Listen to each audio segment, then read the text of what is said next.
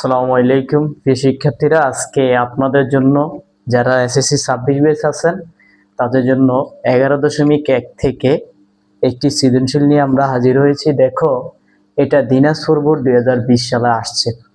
তো অঙ্কটা কি বলছে আমি তোমাদেরকে বলবো। তোমাদের পাটিগণিত আছে, তোমাদের 2, 3 আর হচ্ছে কত 11।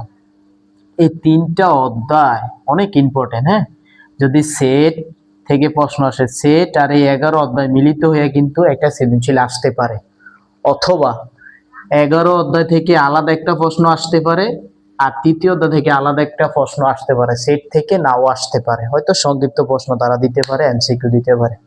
তো এই 11টা অধ্যায়টা তোমরা কিন্তু অনেকে অবহেলা করতেছো, অনেকে বলতেছো এটা আমরা পারি না, এটা কিভাবে করব। এই জন্য আমি তোমাদেরকে সাজেস্ট করবো 11 অধ্যায়টা কিন্তু অনেক ইম্পর্টেন্ট তোমাদের জন্য। তো দেখো, এরকম একটা সৃজনশীল তোমাদের আজকে করাবো, আশা করি ইনশাল্লাহ তোমরা যদি এই সৃজনশীলটা পারো, এরকম টাইপেই কিন্তু আমাদের অঙ্কগুলো আসবে। যদি 11 অধ্যায় থেকে কোনো সৃজনশীল আসে, তোমাকে আমি বলবো ভাইয়া আজকে যে ক্লাসটা করাইতেছি শুধু একটু মনোযোগ দিয়ে দেখো, দেখবা ফুললি তোমার 11 অধ্যায়ের একটা সৃজনশীল দিয়ে পুরো অধ্যায়টা কভার হয়ে যাবে ইনশাআল্লাহ। দেখো এখানে কি বলা আছে, একটা 8x ইনভার্স 1 আছে equal a inverse 1 plus b inverse 1 equal p square minus 2p by m plus 1 equal 0 হলে বলছে কর মানটা নির্ণয় করতাম। এখন ভাইয়া তোমার বুঝতে হবে, কর মান নির্ণয় করতে হলে কর ভিতরে বলছে x এর মান নির্ণয় করার জন্য। ভালো কথা, এখন তুমি উদ্দীপকে কার নিয়ে কাজ করবা, দেখো এখানে x আছে, তার মানে তুমি ক নাম্বারটা যদি করো আগেই তোমার লিখতে হবে দেওয়া আছে যেই মানটা আছে, এই মানটা তুমি আগে ভাইয়া লিখে নিবা।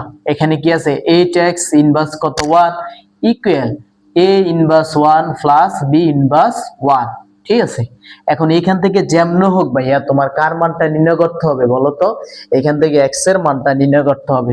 তো তুমি কাজ করো, তুমি ভেঙে ভেঙে যদি করো, এর যা আছে তা আমরা জানি, লগের অধ্যায় যারা ভালো পারো সাইডের এক যারা করছিলা 9 এ থাকতে, ওই নিয়ম অনুসারে কার উপরে যদি ইনভার্স 1 থাকে ওইটাকে লেখা যায় 1/x, তার মানে এইটাকে লেখা যায় 1/a প্লাস এইটাকে লেখা যায় 1/b। এখন দেখো তো ভাইয়া 8 কি একটা সংখ্যা না, এটা উপরের সংখ্যা, তাহলে এটাকে 8 উপরে নিয়ে যাও, আর নিচে কি আছে x ইকুয়াল। এখানে দেখো ভাইয়া একটা ভগ্নাংশ আছে, যদি কোনো অঙ্কের ভিতরে ভগ্নাংশ থাকে, যোগ বিয়োগ থাকে, তখনই তুমি ভগ্নাংশের কাজ করবা। এখানে লসাগু করলে তুমি কি পাইবা, ab। তো আমরা জানি এটা হচ্ছে হর, এটা হচ্ছে লব, হর দিয়ে ভাগ করবা পুরো লসাগুটারে, তাহলে ab থেকে যদি a চলে যায় থাকবে b, b দিয়ে এর লিখলে কি আসবে, b আসবে, তাই না, a প্লাস এর কি প্লাস। আবার দেখো b দিয়ে যদি ab রে ভাগ করো a পাইবা, তাই না, a দিয়ে আবার a রে গুণ করলে 1 রে গুণ করলে a কে। তো এখন দেখো এখানে আমার মানটা কার বাড়ি করতে হবে, x এর মান। তো আমি এখানে এই কোনাকুনি গুণ করব, তো x দিয়ে যদি আমি এটারে গুণ করি, এটার আমরা সাজিয়ে লিখি a প্লাস b, আর এখানে দেখো 8 দিয়ে যদি তুমি ab রে গুণ করো তাহলে 8ab। ওকে, কিন্তু তোমার মান চাইছে কার ভাইয়া, x এর মান বের করতে হবে।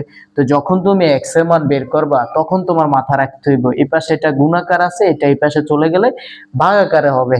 তাহলে তুমি এখানে লিখবা x এর মানটা বের করবা, x ইকুয়াল উপরে দেখো 8ab আছে আর নিচে কি আছে বলতো, a প্লাস b। ওকে, এইটাই কিন্তু আমাদের বলছে x এর মান নির্ণয় করার জন্য, এইটাই আমাদের x এর মান। তার মানে তুমি লিখতে পারো নির্ণয় x ইকুয়াল এত। ওকে।